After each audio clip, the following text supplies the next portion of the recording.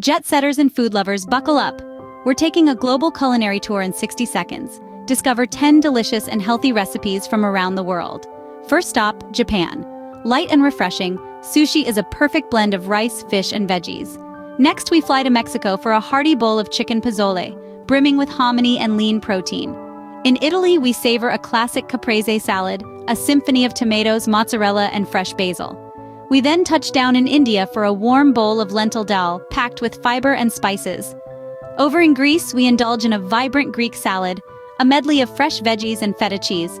In Morocco, we sample a fragrant tagine, slow-cooked with lean meats and vegetables.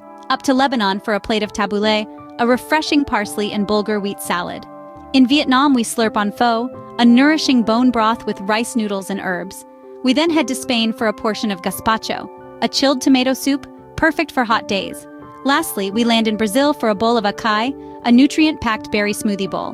Bon appétit, or as they say in our next destination, stay tuned.